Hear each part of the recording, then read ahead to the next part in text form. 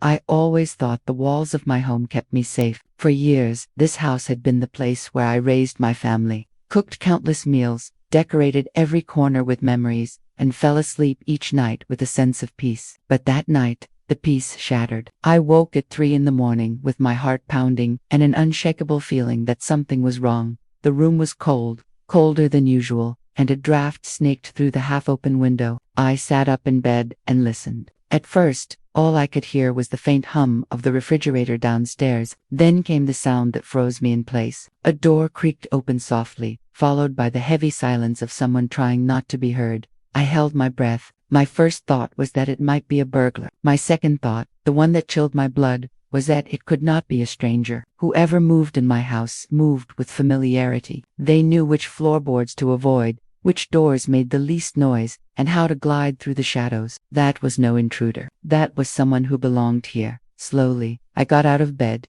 careful not to let the old wood groan beneath my weight. My bare feet touched the cold floor, and I shivered. I reached for the lamp, but stopped myself. Light would betray me. Instead, I moved toward the door, pressing my ear against it. I caught the faint murmur of voices from downstairs. A man's voice, a woman's reply, quick and nervous. I knew that voice. It was my son's. I pushed open the door and crept down the hall, moving with a caution I did not know I possessed. I stopped at the top of the staircase. From there, I could see the dim glow of the kitchen lights spilling into the hallway. I crouched low, straining to hear. "You have to make it look like an accident," my son whispered. His voice carried a tone I had never heard before, sharp, commanding, cruel.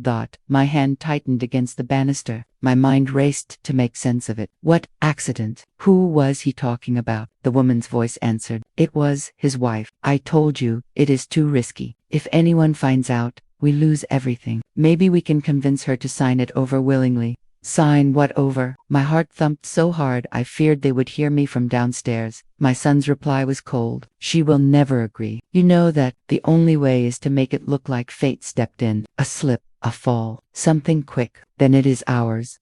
I clamped a hand over my mouth to stop a gasp from escaping. They were talking about me. There was no doubt. I was the obstacle. I was the problem they wanted to erase. My knees nearly buckled as the realization sank in. I should have stormed down the stairs. I should have screamed at him, demanded to know how he could even think such a thing. But I froze. Every instinct told me to stay hidden. The truth was more important than my outrage. If I confronted him now, he would cover his tracks. If I stayed silent, I could learn everything. I pressed myself tighter against the shadows and listened. "She goes on her morning walks alone," his wife whispered. "It would be easy to arrange something. A push near the slope. Who would question it? She is old," my son replied. "It will not look suspicious. By the time anyone doubts, the estate will already be transferred." My chest heaved with silent sobs. My son, the child I had carried in my womb, the boy whose scraped knees I had kissed, the man I had trusted with my heart. He was plotting to end my life for money.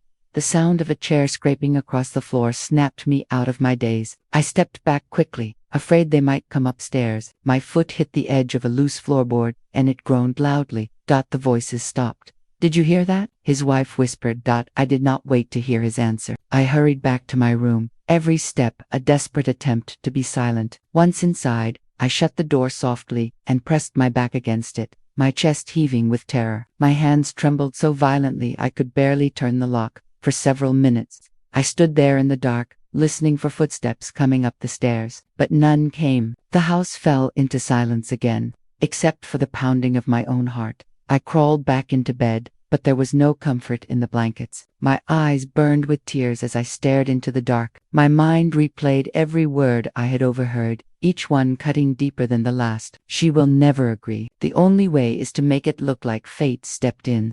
I wanted to believe I had misunderstood, that exhaustion had twisted their words into something sinister. But deep down, I knew the truth. I had heard the malice in his voice. I had heard the cold calculation in hers. There was no mistake. I barely slept the rest of the night. When the first light of dawn touched the curtains, I got up and dressed with shaking hands. My routine was mechanical brush teeth, comb hair, put on my walking shoes, but my mind was anything but steady. Every motion carried the weight of dread.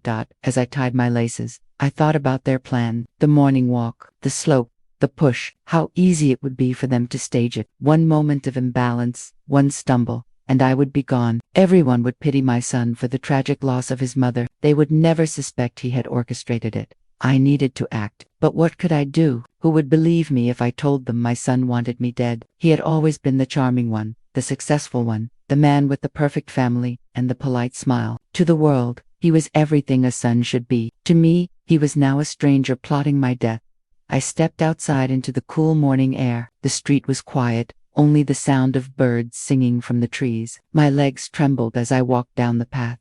Every step a reminder of how fragile my safety had become. When I reached the slope, I stopped and looked at it. The ground dipped sharply into the ditch below. A single push would send me tumbling. I stood there, staring at the place where they had planned to end me, and my stomach churned with nausea. I turned back toward the house, my fists clenched. I would not be their victim. I would not let them take everything I had worked for, everything my late husband had built, everything my grandson still needed. But I could not fight them openly, not yet. I had no proof. All I had were whispers in the dark. I needed evidence, something undeniable that would expose them for who they really were. That was the moment. I realized this was not just about survival. This was war, and I would not go down without a fight. The morning sun rose high, but it did nothing to thaw the chill that clung to me. I moved through the house like a ghost, every sound amplified in my ears, every shadow stretching longer than it should. I forced myself to act normal. If my son or his wife suspected that I had overheard them, their plan would change. I needed them to believe I was oblivious. At breakfast, I sat at the table with my coffee trembling in my hands. My son entered the kitchen, freshly showered, wearing the crisp shirt and confident smile that always fooled the outside world. His wife followed with her carefully painted face and practiced sweetness. To anyone else, they looked like the perfect couple. To me, they looked like predators cloaked in silk. "Morning, mother," he said casually, pouring himself a glass of juice. His voice was smooth, almost too smooth, and it scraped against my nerves. "Good morning," I replied, forcing my tone steady. His wife set a plate of toast on the table. "Did you sleep well?" she asked. Her eyes studied me carefully, too carefully, as though she was searching for cracks in my composure. I smiled faintly, as well as always. Inside, my stomach twisted. I wondered if they were testing me, probing to see if I knew. My mind screamed at me to run, but my body remained rooted in place, pretending to be calm. My grandson shuffled into the kitchen, still in his pajamas, his hair sticking up in messy tufts. His presence was the only thing that steadied me. He plopped into the chair beside me and reached for a slice of toast. His innocence was my anchor in that moment. "Morning, Grandma," he said with a sleepy grin. I kissed the top of his head and whispered back, "Morning, sweetheart." As I watched him butter his toast, a fierce resolve rose within me. I would not allow the people sitting across from me, the very people who had plotted my death, to succeed. Not while this child's laughter still filled the rooms of this house. The rest of breakfast passed in strained silence. My son chatted lightly about work. His wife commented on the garden, but I could hear the false notes in every word. They were covering something. The knowledge of their midnight whispers tainted every syllable. When I finally excused myself, I retreated to my room and locked the door. My hands shook as I pulled out the small notebook I kept in my drawer. I began writing everything I had heard the night before. Every word, every inflection, every sinister pause. I dated the page and underlined the time. This notebook would become my lifeline. If anything happened to me, these pages would speak in my place, but writing alone would not save me. I needed more. I decided to watch, to listen, to collect evidence until their own words condemned them. That afternoon,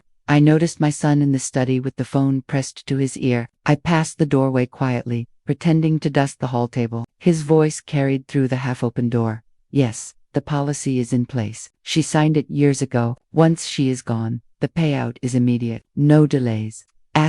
Insurance." My breath caught. They had planned everything. They had thought of every angle. My life reduced to numbers on a page. I gripped the feather duster so tightly my knuckles whitened. I moved on quickly before he caught me eavesdropping. My heart hammered as I carried the image of his calm, businesslike tone. He was discussing my death as though it were a financial transaction. That night, I lay in bed staring at the ceiling. Sleep would not come. I thought of my late husband. What would he say if he knew our own son was plotting such cruelty? He had trusted him with responsibility, with family, with legacy. I felt the weight of betrayal press against my chest. In the darkness, I made another vow. If they thought of me as weak, as fragile, as disposable, they were wrong. I still had strength in me. I would outsmart them. The following day, I began to search quietly through the house. I avoided the obvious places, focusing instead on the small corners where secrets could hide. In the desk drawers of the study, I found folders of bank statements, carefully organized. At first, everything appeared normal. Then, I noticed transfers, large sums moving into unfamiliar accounts. Some bore my son's name, others were under initials I did not recognize. The amounts were staggering. I photographed each page with my phone, my hands trembling as I did. Evidence, proof that something larger was unfolding. Later, when I heard footsteps approaching, I slid the folder back into place and hurried to the kitchen. Forcing myself to look busy slicing apples, my son walked in and eyed me briefly. His gaze lingered on me with a sharpness that made my skin crawl. "What are you doing?" he asked. "Preparing a snack for your boy," I answered, keeping my tone light. He said nothing more, but the way he studied me made my heart pound. He suspected something. The following week stretched like a blade over my throat. Every day, I acted as though nothing was wrong, while inside I burned with fear. I noticed small things that might have gone unnoticed before. A car parked outside for too long, a strange man stopping by to speak with my son in hushed tones, my daughter-in-law whispering into her phone late at night, turning away when she saw me watching. Each clue fed the storm inside me. They were planning something imminent. Time was running out. Then one evening, I caught my grandson sitting alone in his room, a serious look on his young face as he scribbled in a notebook. I knocked softly and stepped inside. He looked up, startled, and quickly closed the book. "What are you writing, sweetheart?" I asked gently. "Just stories," he said quickly, too quickly. I smiled and kissed his forehead. "You are a clever boy." But as I walked away, something in my gut told me it was not just stories he was writing. That night, I heard my son and his wife again. This time, their whispers drifted through the walls. "It has to happen soon," my son said firmly. "The longer she lingers, the more complicated it becomes. We cannot wait forever." His wife hesitated. "What about the boy?" "He will be fine," my son replied coldly. "He is young. He will forget. Once we have the money, we can give him the life he deserves, better than what she gives him now." Tears burned my eyes as I lay rigid in bed. They spoke of me as though I were already gone, my body not yet cold, my existence reduced to an inconvenience. My grandson's future was their excuse for murder. I wanted to scream, to pound on the walls, to make them hear the agony they caused me. But I stayed silent. Rage would not save me. Cunning would. The next morning, I walked past the slope again, the one they had chosen for my accident. I stared at it with defiance. They thought they could push me into oblivion, but they underestimated me. As I turned back toward the house, I saw my grandson standing by the window, watching me with wide, worried eyes. He waved weakly, and something in my heart broke. He knew more than he was saying. I resolved then and there that no matter what it took, I would survive long enough to protect him. The shadows in my home whispered of death, but I would answer with light. The days that followed my discovery of the strange whisper between my son and his wife weighed heavily on me. The letter from my grandson was folded and tucked safely inside a book I kept near my bed, its creased edges a reminder that danger lurked closer than I ever imagined. Every time I looked at it, my chest tightened. That childish scrawl, so honest and unguarded, carried the weight of a secret that might have already cost me my life if not for his innocent courage.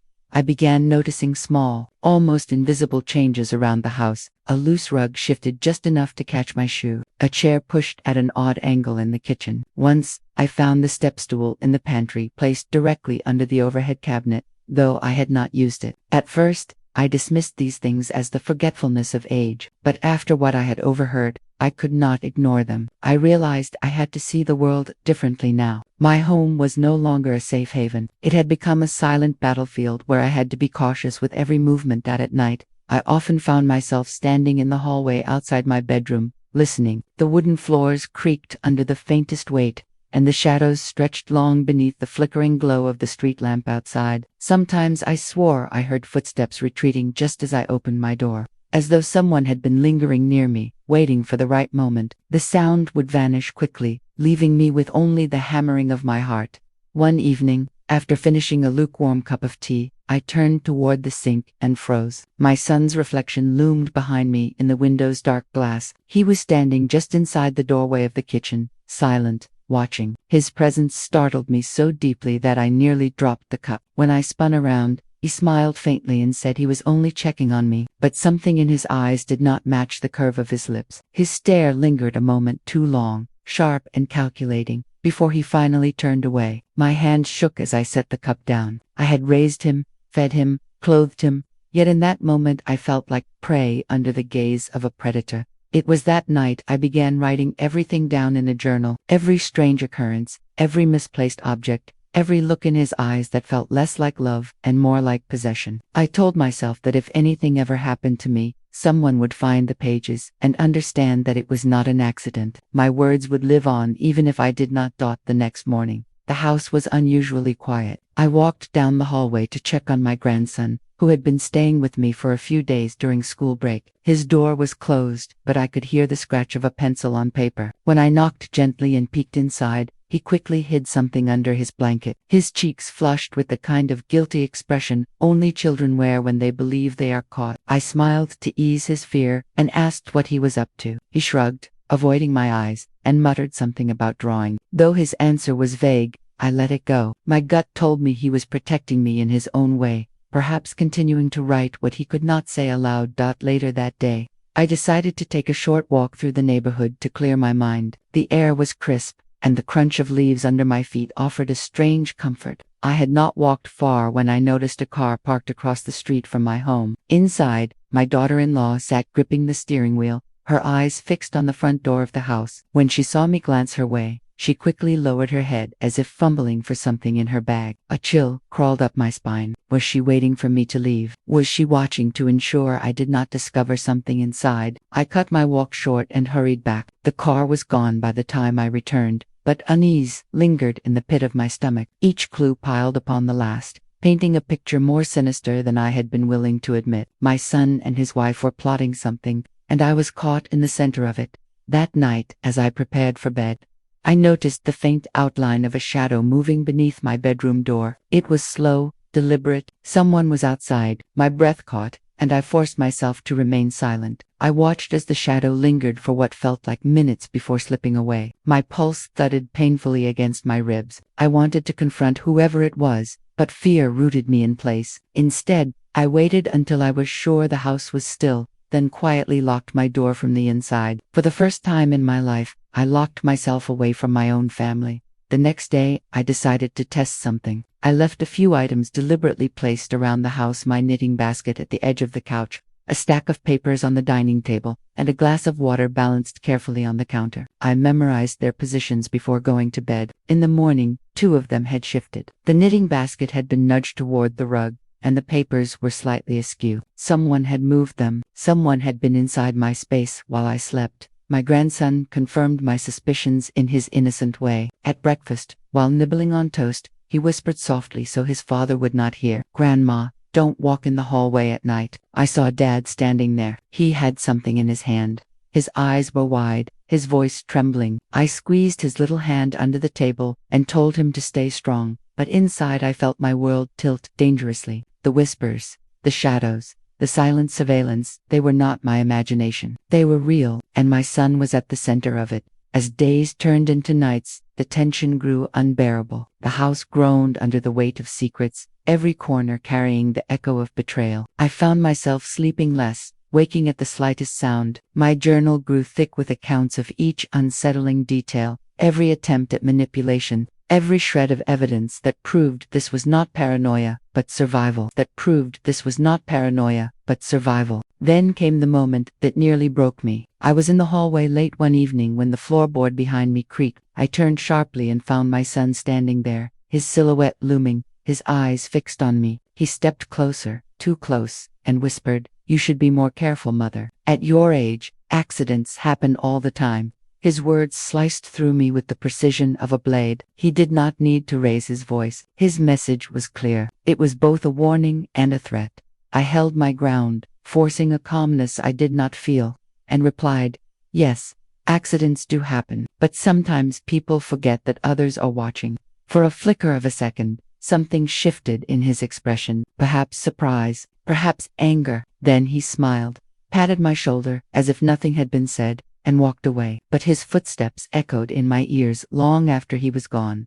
That night, I clutched my grandson's secret letter against my chest, tears blurring the words. He was the only reason I still felt anchored to this life, the only soul who saw the truth and dared to protect me. The shadows in the hallway no longer felt like ghosts of age but like the silent footsteps of betrayal, moving ever closer. I knew then that I had to be ready, because the storm was coming, and if I did not act, I might not live to see another sunrise. The house carried an unnatural stillness that entire week. My son's eyes followed me more often, his wife lingered in doorways as if listening, and my grandson grew quieter, retreating into the safety of his drawings and letters. Each moment felt like the ticking of a clock, counting down to something inevitable. I could not put my finger on when it would come, but I could feel its weight pressing down on me like a storm brewing in the sky. It was my daughter-in-law who first suggested we all share a family dinner together that Saturday night. Her voice was coated in sugar, her smile warm and practiced,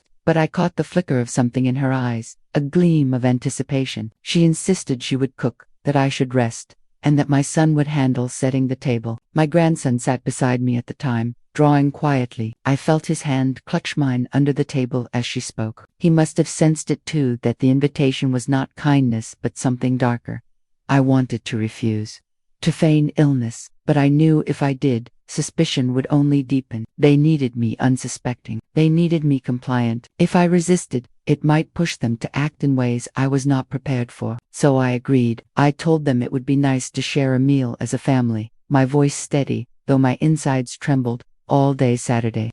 The house buzzed with an energy that felt wrong. The clatter of pots in the kitchen, the sound of chairs dragged across the dining room floor, the hushed conversation between my son and his wife when they thought I was out of earshot. My grandson stuck close to me, his little frame never more than a few steps behind. At one point, he slipped a folded piece of paper into my pocket. When I unfolded it in the privacy of my room, my breath caught. In crooked letters, he had written, "Don't drink anything." I heard them say something about the tea.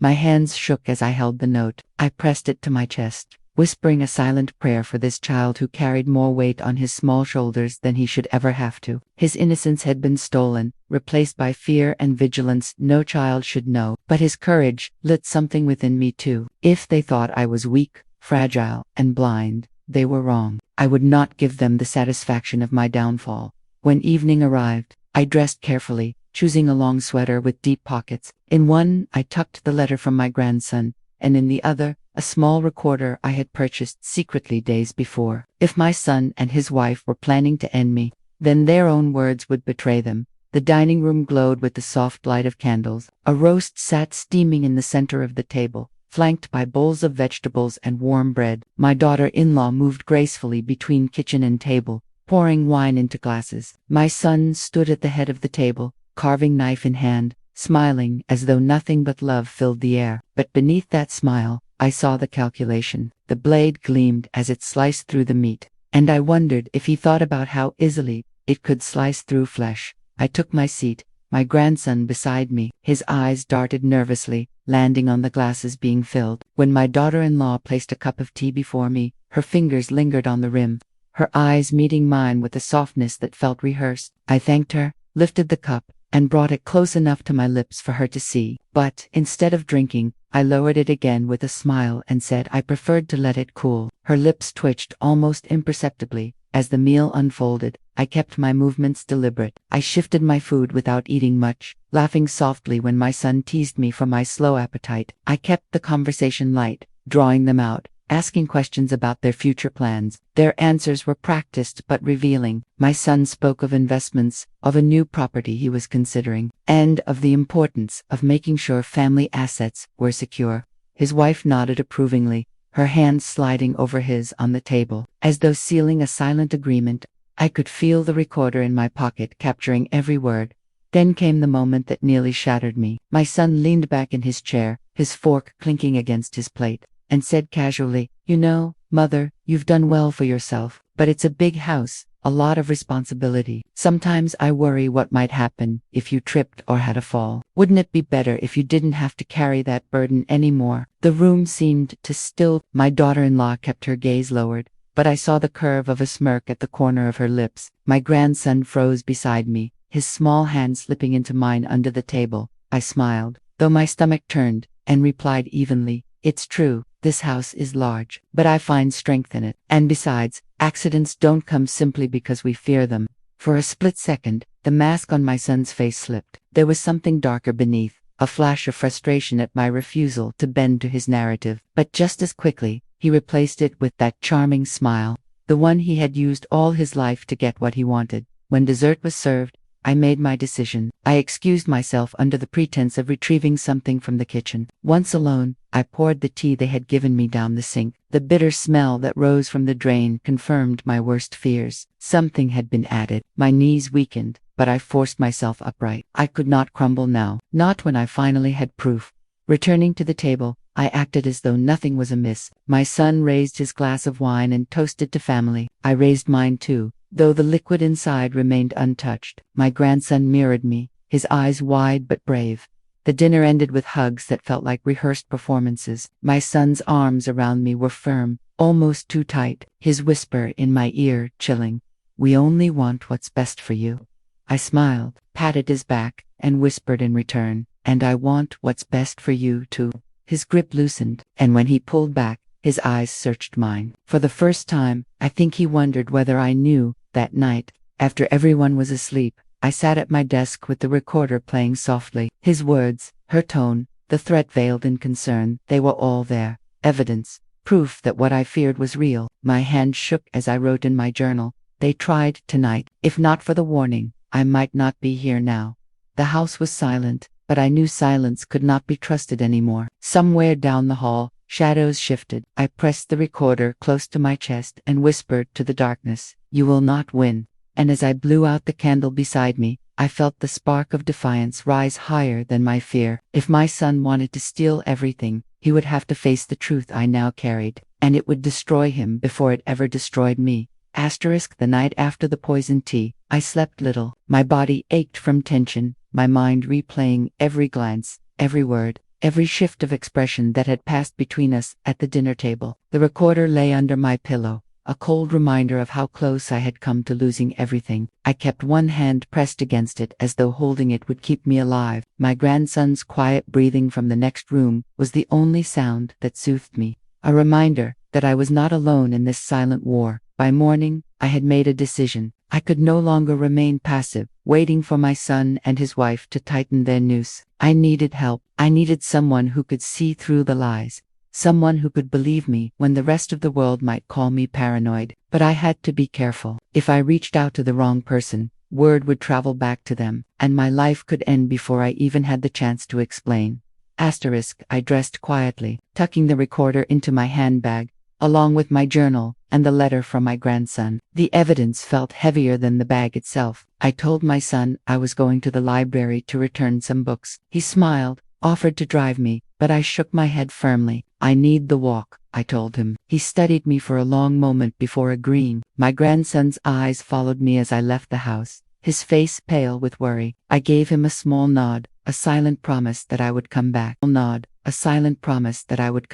The air outside was crisp, carrying the faint scent of rain. My feet carried me past the library, further into town, toward a small cafe where an old friend of mine, Margaret, often spent her mornings. Margaret was not only a lifelong confidant but also a retired nurse who had seen enough in her years to know the difference between truth and hysteria. If anyone could guide me, it was her.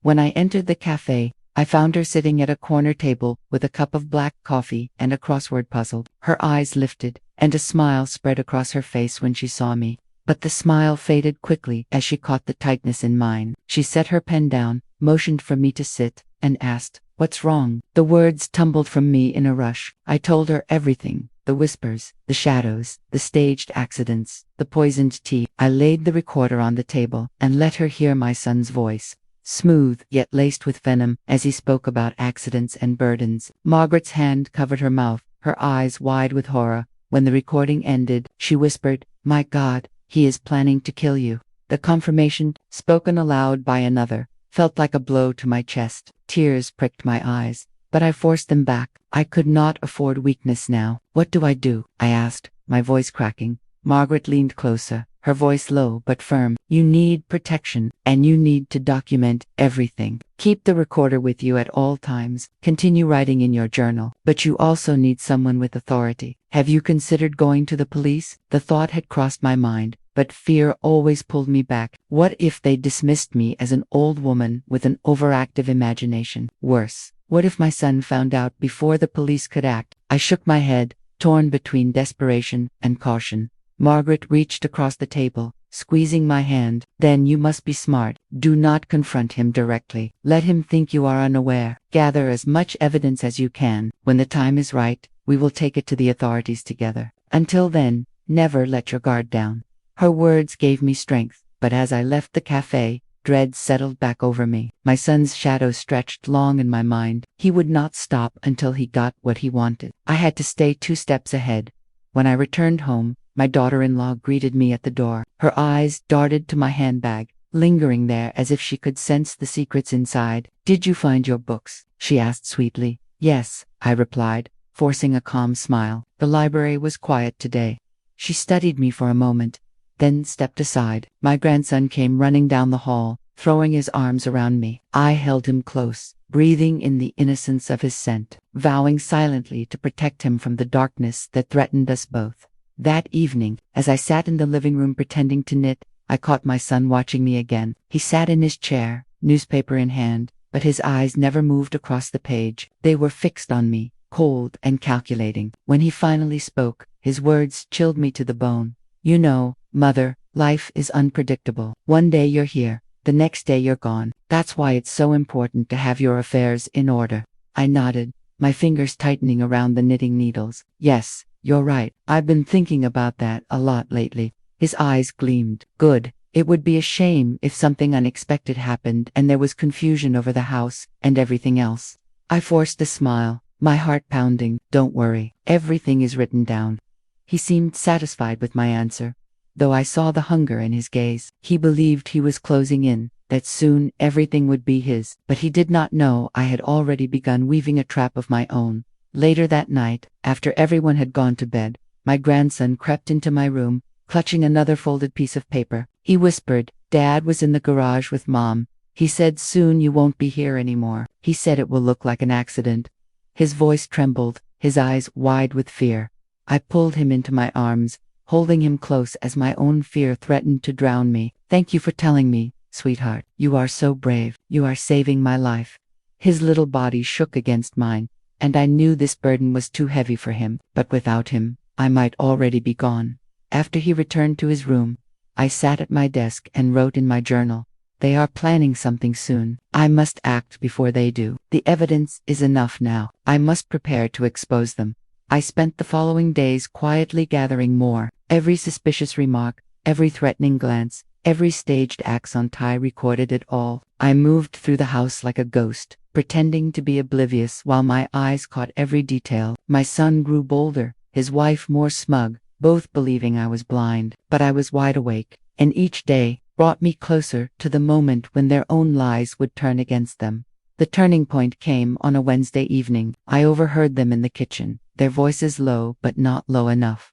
She's stubborn, my daughter-in-law hissed. If we don't do it soon, she'll change her will. She won't, my son replied. I'll make sure of it. One more push. The stairs are enough. A slip, a fall, no one will question it. Then everything will be ours.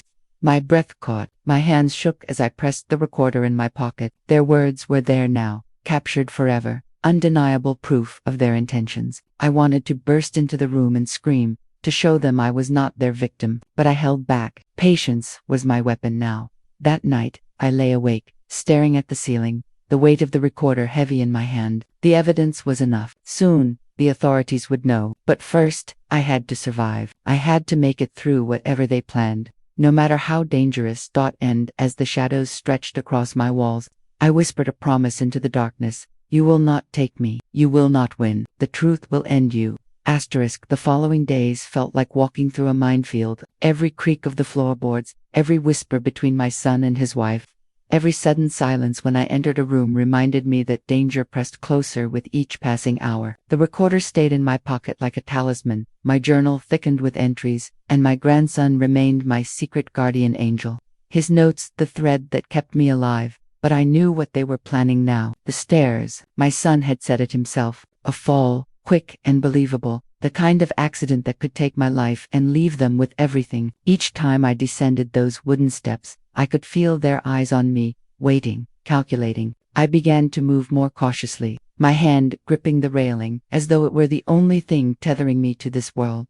One evening, as the sun set and shadows stretched long across the house, I decided to test them. I told my son I was feeling dizzy, that perhaps I needed to fetch something from upstairs before lying down. His eyes flickered, just for a moment, with something darker than concern. He offered to walk behind me, to make sure I didn't stumble. His words dripped with false care, but I agreed. Forcing a smile, my hand tightened around the recorder hidden in my sweater pocket as I stepped onto the staircase. My heart thudded in my chest, loud enough I was sure he could hear it. Each step creaked beneath my weight, the railing cold and smooth against my palm. Behind me, I could feel him, close enough that I could sense his breath, his presence pressing forward with silent intent.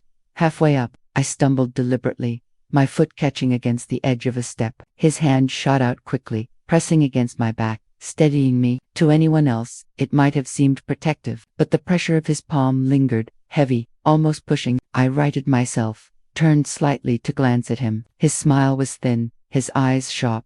"Careful, mother," he said softly. "One slip is all it takes." The words chilled me. My recorder caught every syllable. I forced myself to nod, my voice steady though my knees threatened to buckle. "Thank you, I'll be more careful."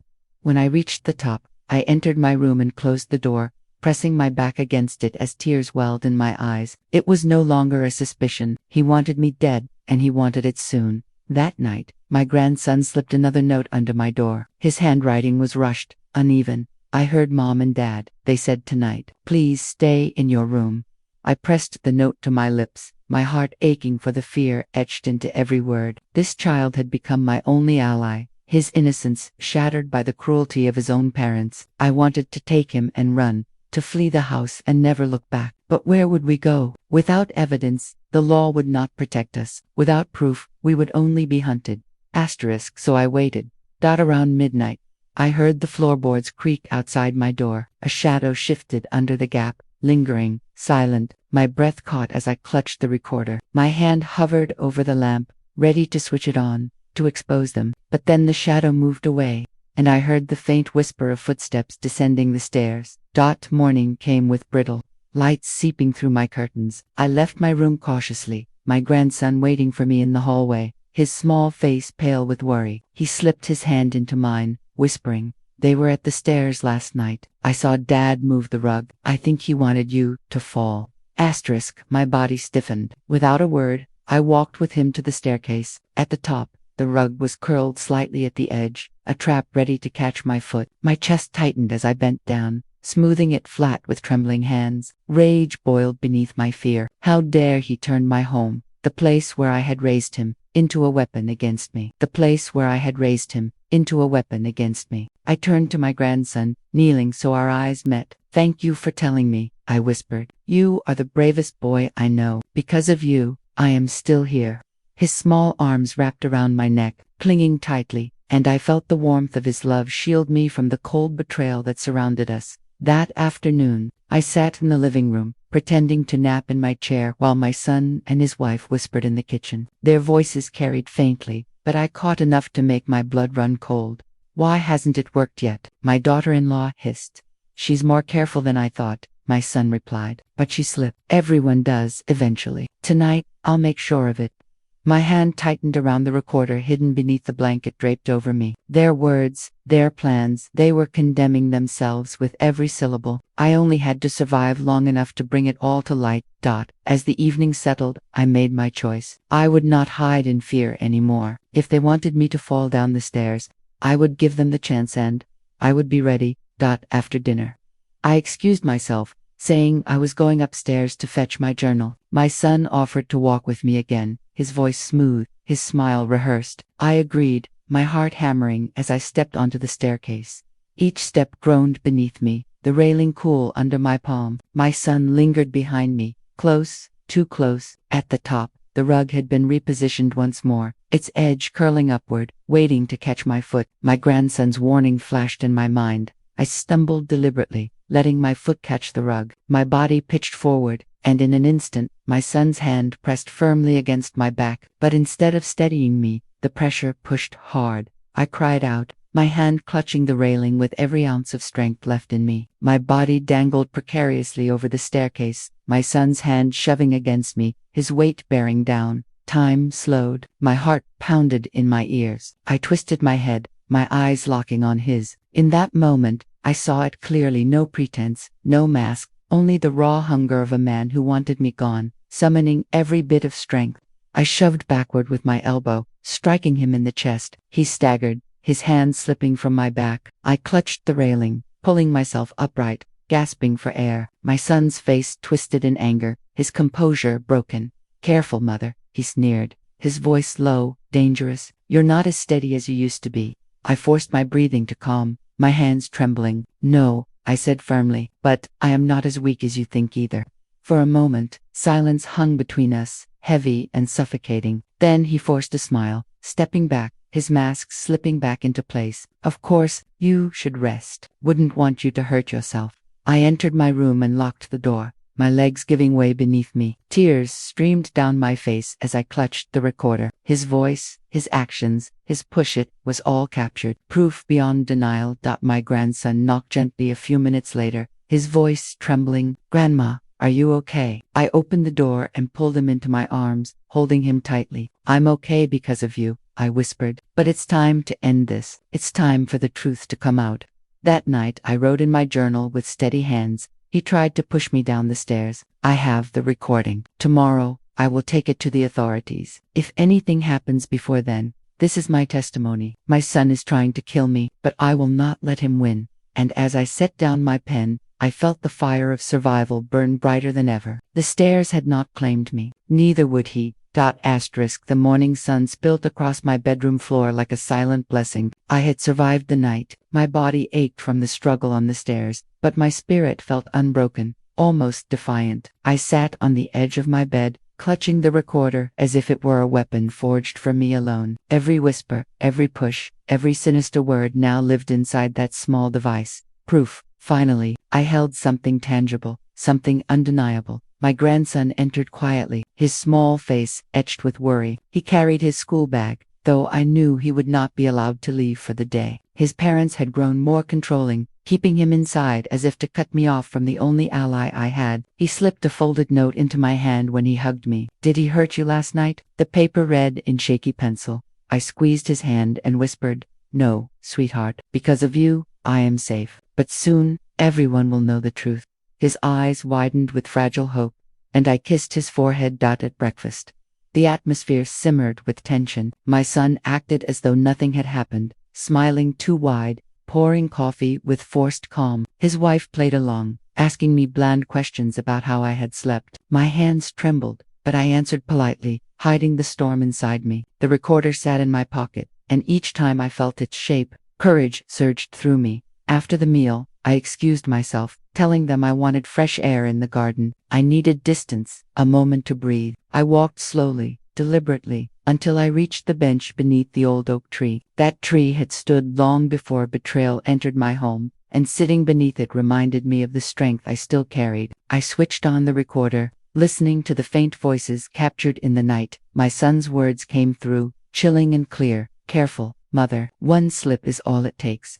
Then his wife, "Why hasn't it worked yet?" And finally, the sound of my gasp, his shove, and my desperate words as I clung to the railing.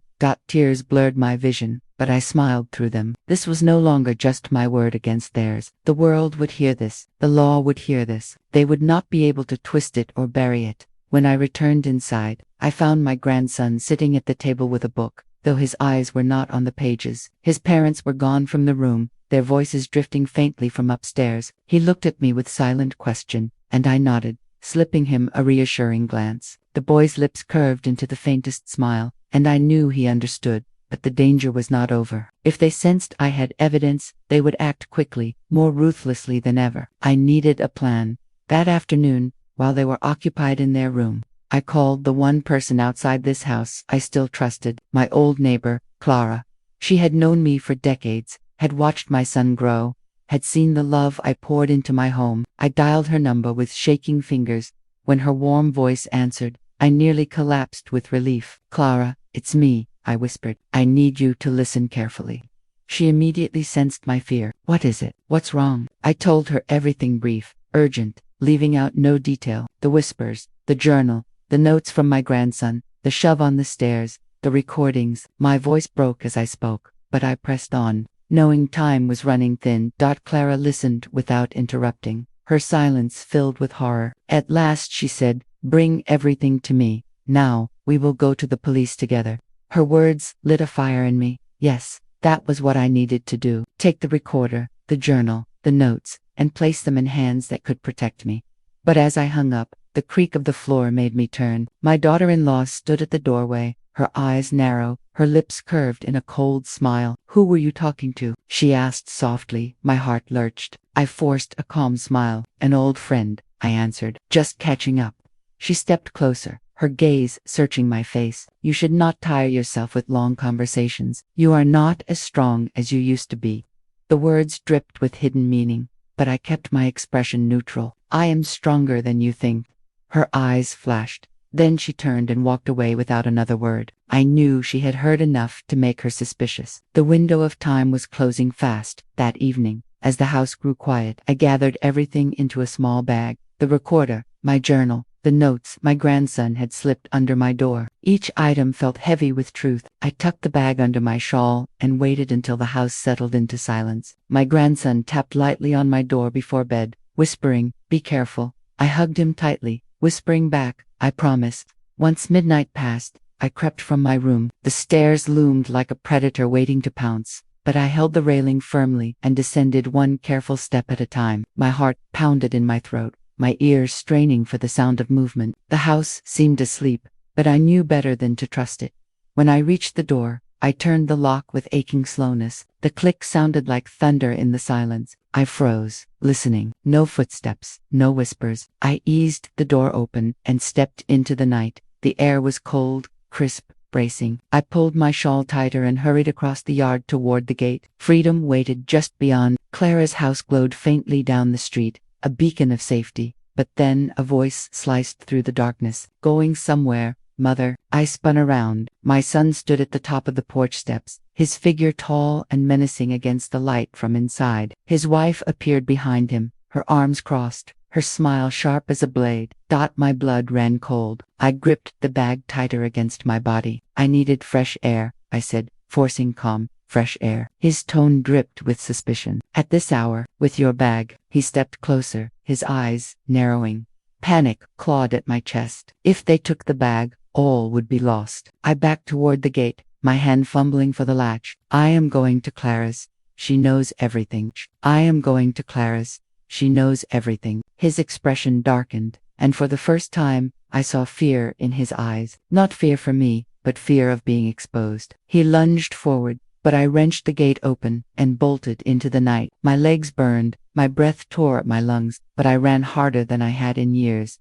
Behind me, I heard his footsteps pounding the earth, his wife's voice hissing, "Stop her." I reached Clara's porch and pounded on the door with desperate fists. "Clara, it's me." The door swung open, and her arms pulled me inside just as my son reached the edge of the yard. Clara's eyes blazed with fury as she locked the door and shouted through the wood, "Get away from my property or I'll call the police right now." My son froze, his jaw tight, his eyes locked on me with pure hatred. Then, slowly, he stepped back into the shadows, his wife retreating beside him. Their figures vanished into the night. But I knew this was not the end. Clara guided me to a chair, her hands trembling as she saw the terror etched into my face. I handed her the bag with shaking fingers. "Everything is in here," I whispered. "The recordings, the notes, my journal, proof." She held it tightly, her expression fierce. "We go to the police in the morning. Tonight, you are safe here." For the first time in weeks, I felt the walls of fear loosen their grip on my chest. My body shook with sobs as Clara wrapped me in her arms, rocking me gently like a child. My grandson's face flashed in my mind, and I vowed silently that I would not rest until he was safe too.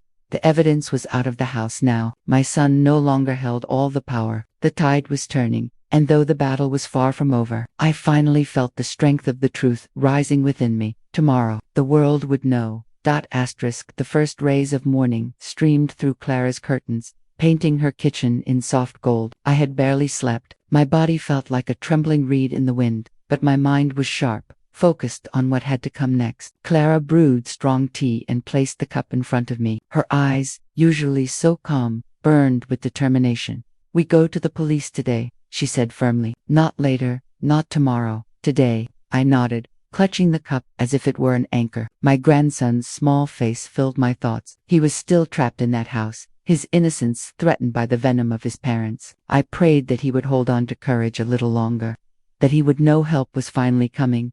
Clara picked up the bag I had brought with me. She opened it carefully, laying the items out on the table one by one. The recorder, the notes, the journal, the truth lay scattered before us, fragile yet powerful. She switched on the recorder, and together we listened again. My son's chilling voice filled the kitchen, followed by his wife's impatient whisper. The sound of my own gasp and the thud of my struggle echoed through the small room. Clara's face tightened, her hands clenched into fists. "This is more than enough," she said. "They will not be able to deny this." But I knew better than to believe the road ahead would be simple. My son had woven lies for years, portraying himself as dutiful, successful, loyal. People believed him, but with Clara by my side and these recordings in hand, I felt the tide shifting.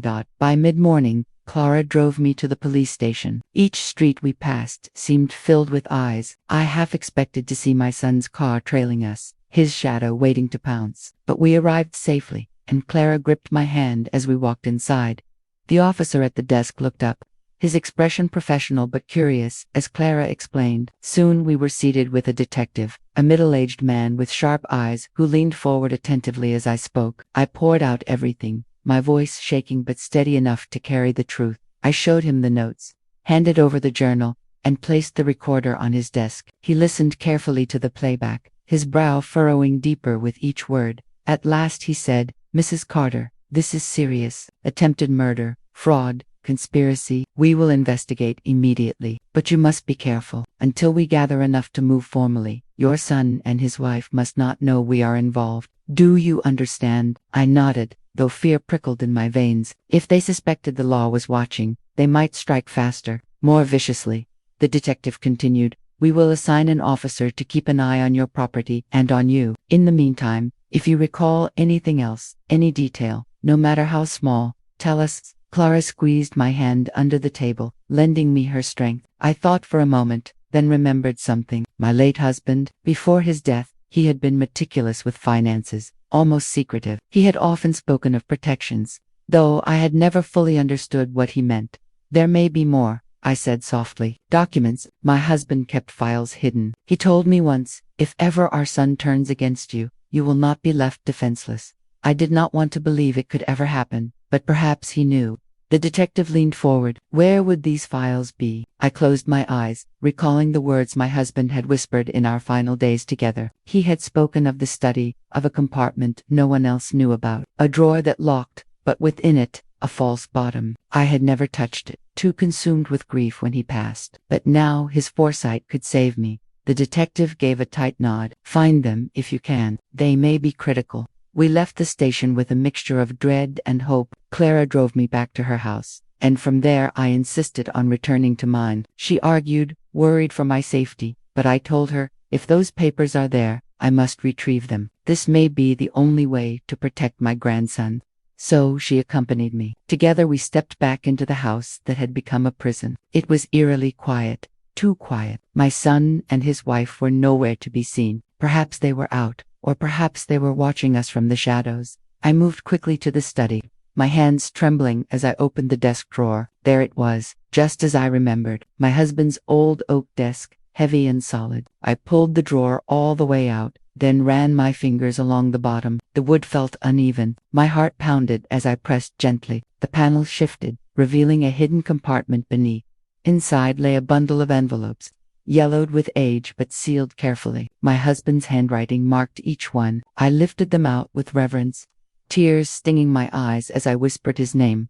Clara leaned closer as I unfolded the first envelope. Inside were legal documents, revised wills, trusts, accounts I had never known existed. In every one, protections had been written in, safeguards that would ensure my son could never claim everything, no matter how hard he tried. Funds placed in trust for me, for my grandson. Properties and accounts shielded legally from interference. My husband had foreseen betrayal and built walls of steel around me. I clutched the papers, overwhelmed by love and grief. He had known, he had prepared, even from beyond the grave. He was still protecting me, Clara whispered. This is extraordinary. With these and the recordings, he has no chance. But just as relief began to wash over me, a sound shattered the quiet. The slam of the front door. Heavy footsteps stormed through the hall. My son's voice thundered. "Mother, where are you?" My blood froze. He was home. Clara's eyes widened. She mouthed silently, "Hide them." I shoved the papers back into the hidden compartment, but my fingers shook too much to close it fully. My son burst into the study before I could move away. His eyes darted to the drawer, then to me, and suspicion flared in his gaze. "What are you doing?" he demanded, his voice low and dangerous. Studying," I stammered, my voice unsteady. Clara stepped forward, her tone sharp. She was showing me some old keepsakes. "You have no right to barge in and interrogate her." He ignored her, his eyes drilling into me. Then he stepped closer, his voice dropping to a hiss. "If you are digging where you should not, you will regret it." My knees trembled, but I lifted my chin, meeting his gaze. "I am not afraid of you anymore." For the first time, his composure cracked. A flicker of fear, of realization, crossed his face. He knew something had shifted. He could feel his grip slipping. His wife appeared behind him, her eyes narrowing as she scanned the room. She must have sensed it too. Their world was beginning to collapse. That night, Clara insisted I stay with her again, and I agreed. But before we left, I returned to the study alone for a moment. I touched the hidden compartment, whispering a quiet thank you to my husband. His foresight was now my shield, my weapon. As I stepped out, I felt the weight of both fear and power pressing down on me. My son had grown more desperate. The walls were closing in on him. But now, for the first time, I felt the walls closing in on me were beginning to break. I had the truth. I had my husband's hidden protections, and soon I would have justice. The days that followed blurred into a storm of tension. Every moment in the house felt like walking across thin ice, the surface cracking louder with each step. My son's anger grew sharper, his patience worn to shreds. His wife's whispers followed me from room to room, like the hiss of a snake waiting for the moment to strike. But I no longer trembled as before. I had allies now, the detective who had taken my evidence, Clara, who stood by me like a sentinel, and, above all, my grandson, who watched and listened with a courage far greater than his years. He had become the hidden heartbeat of my strength. He had become the hidden heartbeat of my strength. The police had not yet made an arrest, but I knew they were circling. Officers in plain clothes had been stationed nearby, watching, gathering, waiting for the final blow. I could feel the net tightening around my son, though he still thought he held all the strings. One evening, the storm broke. I was sitting in the living room, the journal resting on my lap, when the front door crashed open. My son stormed inside, his face flushed with rage. His wife followed, clutching her phone tightly, her lips pressed into a thin line. "Mother," he spat, "you think you are clever. Do you think I do not see what you are doing?" Whispering to Clara, hiding papers, sneaking out in the night like a criminal. "You disgrace me." I rose slowly, my hands trembling but my spine straight. "No, it is you who has disgraced this family. You who has poisoned your own home with greed and lies. You who has tried to kill the very woman who gave you life." His face darkened, his fists clenching at his sides. "You have no proof."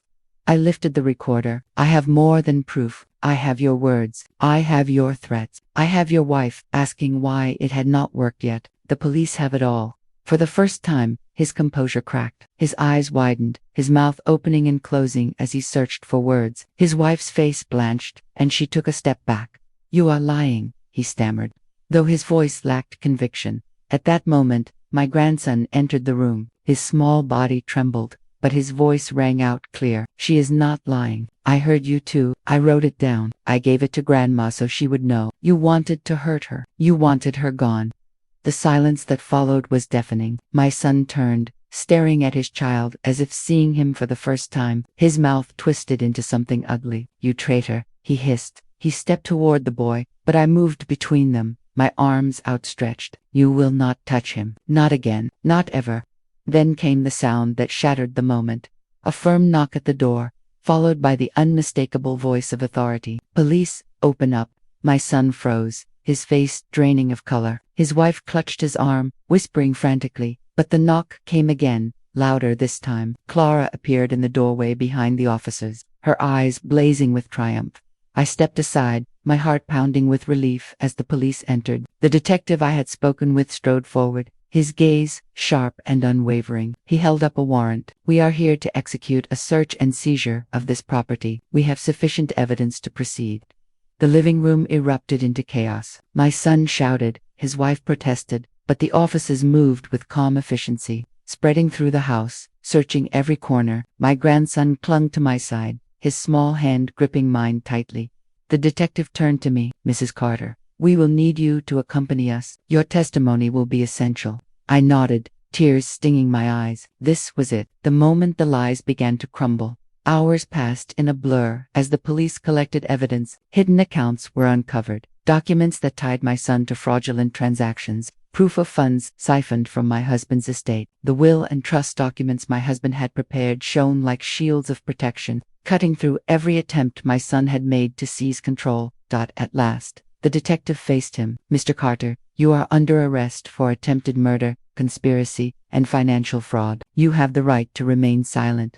The words struck the air like thunder. My son's face twisted with fury, and he lunged toward me. This is your fault. You ruined everything. Officers restrained him quickly, pulling his hands behind his back. His wife screamed, clawing at them, but she too was restrained, her phone confiscated, her protests ignored. I stood still, watching as they were led away, my heart heavy yet unyielding. This was not how I had dreamed of my family's future. I had once imagined my son standing tall, proud, a man of honor. Instead, he left in handcuffs, his head bowed in shame. When the door closed behind them, silence filled the house once more. My grandson buried his face against my side, sobbing softly. I stroked his hair, whispering, "It is over now. You are safe. We are safe." But deep inside, I knew it was not truly over. The legal battles lay ahead. Courtrooms, testimonies, painful truths dragged into the light. The world would hear how far my own child had fallen,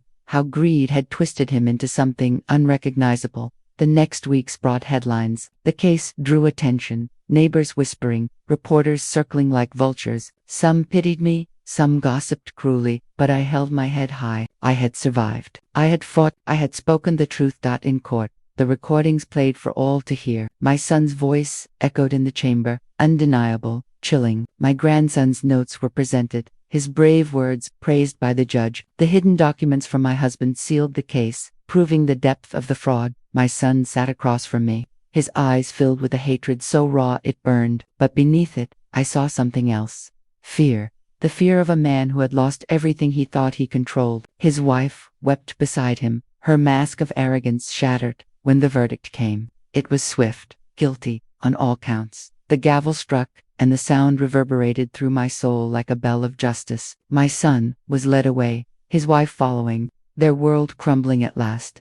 I sat in the courtroom, my grandson's hand in mine, Clara's hand on my shoulder. Tears streamed down my face, but they were not tears of despair. They were tears of release, of freedom, of triumph, earned through pain. As we left the courthouse, reporters called my name, flashing cameras, blinding in the sunlight. I ignored them all, focusing only on the small hand in mine. My grandson looked up at me, his eyes wide but no longer filled with fear. "Grandma," he whispered, "we did it." I bent down, pulling him into my arms, holding him as tightly as I could. "Yes, my love," I whispered. "We did." But even in that moment of victory, my heart carried a wound that would never fully heal. My son was gone to me, not by death, but by his own choices, his own darkness. Yet in losing him, I had gained something far greater. The bond with my grandson, the truth of my husband's foresight, and the strength within myself that I had never fully known. The downfall of my son was complete, but the rise of something new, something brighter, had just begun. The trial ended on a bright but strangely cold morning. I remember sitting on the wooden bench of the courtroom, my hands folded in my lap, while the judge read the final words of the verdict. His voice was steady, firm, and decisive, the kind of voice that carried the weight of finality. Daniel Miller, you are found guilty of conspiracy to commit harm, attempted fraud, and intent to defraud an elder. You are hereby sentenced to 15 years in federal prison without the possibility of parole. The words echoed across the chamber like heavy stones dropping into still water. My son stood at the defendant's table, his jaw clenched, eyes darting from the judge to me, as though pleading for some shred of sympathy. But there was none left to give. The boy I had raised, the man I had once called my pride, had orchestrated my end, and the law had finally laid its hand upon him. Gasps rippled through the crowd, reporters scribbling furiously while cameras clicked. I felt the sting of tears pressing at my eyes, not from grief, but from the strange mixture of relief and sorrow that overwhelmed me. Justice had been served, but the cost of that justice was a broken family. When the gavel struck, the sound was both an ending and a beginning. Officers moved forward to escort Daniel away. For one fleeting moment, his eyes locked on mine, a storm of emotions swirling in their depths, anger, desperation, fear, and beneath it all, a flicker of the boy who had once held my hand on his first day of school. Mom, he whispered under his breath, but I refused to let the word settle into me. That word no longer belonged to him. As he was led away, my grandson Ethan's hand found mine. His grip was firm, steady, grounding me in that moment. I looked down at his face and saw the reflection of resilience, the courage of a child who had carried a secret letter that changed everything. My heart softened, not for Daniel, but for the boy who had saved me when I could not save myself. The courtroom emptied slowly, the murmurs fading into silence. When we finally stepped out into the daylight, the warmth of the sun touched my skin like a blessing. For the first time in months, I breathed deeply, free of the constant shadow of fear that had haunted me. We returned home later that afternoon. The house felt different, lighter, as though the very walls had been cleansed of deceit. I walked through each room, touching the furniture, the pictures, the little tokens of memory that had endured through all this turmoil. When I entered the study, I found Ethan quietly organizing the pile of documents that had once been the heart of my son's scheme. He looked up at me with those steady eyes. "Grandma, it's over now," he said softly. "Grandma, it's over now," he said softly. I walked over to him and placed a hand on his shoulder. "Yes, it is, and you made sure of it. Without you, I wouldn't be here." His lips curved into a faint smile. "I just did what I had to do. I couldn't let him hurt you." The weight of his words struck me deeply. No child should ever be burdened with the responsibility of protecting an adult from betrayal. Yet Ethan had risen with bravery beyond his years. I gathered him into my arms, and we stood there for a long while, the silence heavy with gratitude. My heart swelled with love for this boy, who had shown me that family could be broken but also rebuilt in unexpected ways. That evening, as we sat down to dinner, the air felt different. The table was set with care, the aroma of roasted chicken filling the kitchen. Ethan talked about school, his friends, and his dreams of becoming a lawyer one day. I listened intently, my heart full of pride. "You'll make a great lawyer," I told him, "because you already know the value of truth and courage." He grinned, a spark of determination lighting his face. "I'll protect people the way I protected you." Tears welled in my eyes, but I blinked them away, smiling at him instead. For all the pain that had come, there was now a path forward, one lit by hope and resilience. Days turned into weeks, and the silence left by Daniel's absence settled over the house. I mourned him in my own quiet way, not as a son lost to death, but as a man lost to greed. The grief was sharp at first, but over time, it softened into acceptance. Some wounds never heal, but they teach us strength. Ethan and I built new routines together. We planted flowers in the garden, bright blossoms of hope that colored the yard. We spent evenings reading together, his laughter filling the spaces once darkened by fear. Slowly, joy crept back into my life, cautious at first, then stronger with each passing day. One morning, as I watched the sunrise from the porch, Ethan joined me with a cup of tea he had made himself. He handed it to me, his eyes reflecting the golden light of dawn. "You know, Grandma," he said thoughtfully, "sometimes bad things happen so that good things can grow." I looked at him, my heart swelling with pride. "You're right, Ethan, and you've been my good thing in all of this." He smiled, leaning against me as we watched the sun climb higher, painting the sky with hues of orange and pink.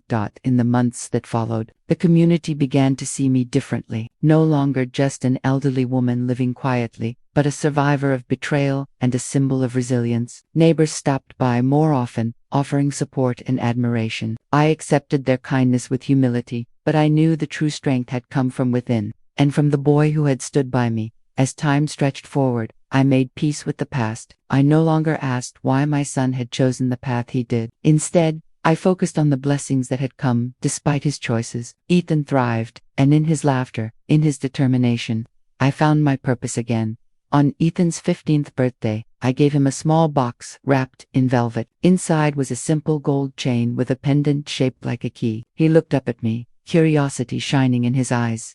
"This is the key to our future," I told him. "A reminder that you hold the power to unlock doors, to build a life filled with honor and kindness. Never forget what you've done, and never forget who you are." He hugged me tightly, whispering, "I won't, Grandma. I promise." That night, as I lay in bed, I thought back to the terrifying nights of fear, the whispered conspiracies, the chilling realization that my own son had plotted my end. And yet, here I was, alive, stronger, and surrounded by love. The darkness had been deep, but the light had returned, brighter than ever. Life is not measured by the betrayals we endure, but by the strength we find to rise from them. My son's actions could have destroyed me, but instead, they revealed the unbreakable bond between a grandmother and her grandson. As I drifted into sleep, I whispered a silent prayer of gratitude for Ethan, for justice, for the chance to live free of fear. And in that moment, I knew that though my family had been shattered, love had pieced it back together in a new, unshakable way. The story of betrayal had ended, but the story of resilience was just beginning.